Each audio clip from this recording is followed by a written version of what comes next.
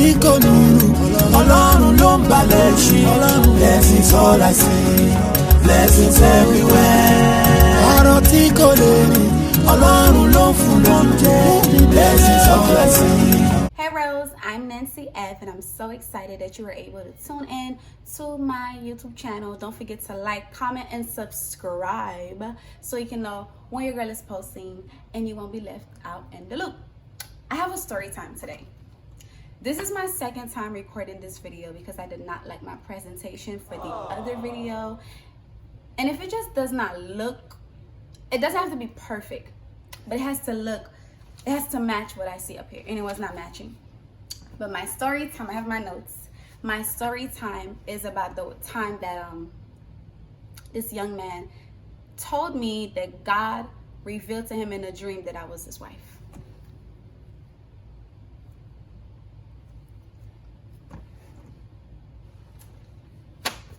Let's just get right into it. Okay, so I'm gonna give this guy a name. It's two people. So we're going to call the guy that actually slid in my DMs, Jonathan, and we're gonna call his friend Christopher. Now, the church that I go to, I know Christopher because Christopher is a member at my church. So one Sunday morning after service, you know, everyone is like, we like to mingle at my church, like hang out and chat. I noticed Christopher and Jonathan was standing. I don't know Jonathan, but Christopher is Jonathan's friend. You can always feel when someone is staring at you, and that's exactly what I felt when they were like, you know, looking at me, staring at me. And I'm like, what exactly, you know, are they looking at? Whatever. I'm like, okay, it's your eyes. You do what you want with your eyes, right? Now, Christopher then introduces me to Jonathan, and I say, hello, how you doing? All of this stuff. Jonathan follows me in my car. Around that time I had a car. He followed me in my car, asked for my number. I politely said no because number one, I don't want you to have my number, and I'm one of those people, if I don't feel like giving you my number, I'm not gonna give it to you. It's my phone. I do what I want. Se téléphone mwen ba bezwen ba ou numéro. So, si ou mwen pou numéro mpa ba ou, pa pou personnel, like pa pou bagay. So I said no to him, and he was kind of persistent, but you're not getting it. You're not getting it. Fast forward. I seen Jonathan a couple of times at the church, and you know, just hey, hi. He looks at me, looks over at me, I think time passed and I did not see Jonathan for a long time. So in my mind, I'm like, okay, did he move? He probably was just visiting, blah, blah, blah.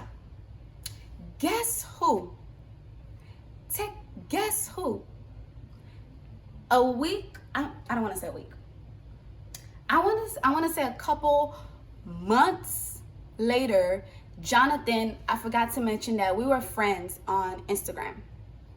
Jonathan hit me up on Instagram and he's like, oh, I have something to tell you. And I'm like, okay, tell me here. He goes, oh no, it's very important.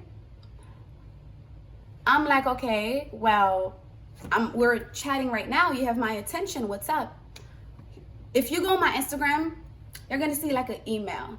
And the email says nancyencourage@gmail.com. That is a purposeful email. It's like for like brand collaborations, when people want to do work with me and all of those things, when girls want to send me advice. So when he asked if he could send it to that email, my answer was no. You're on Instagram here. You're not getting my number, but you can write me on here. Jonathan wrote me, Nancy F, the person, wrote me a long paragraph telling me how he had a dream. It was very detailed. He had a dream and God told him that I was his wife.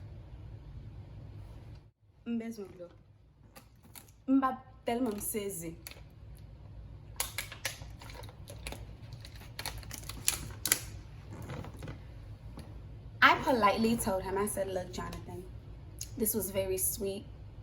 And, you know, you're a very nice guy. But unfortunately, I do not feel the same way about you. Girl, I forgot to mention to you. Come close. Jonathan wrote me after telling me that long essay. He wrote me and said, oh, send me a picture of you. That'll make me feel real good right now.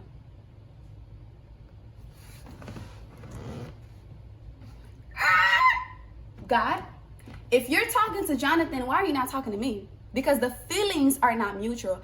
I was so annoyed. Okay, I was so annoyed. And one of the reasons why I was annoyed is because number one, I was not attracted to him physically. I didn't want nothing to do with him. And Christopher had the audacity to tell me, oh, pray and see whether or not if that's your husband or not. She's not praying for nothing because I'm not praying for Jack. And so I wrote a couple things down because counterfeits are everywhere.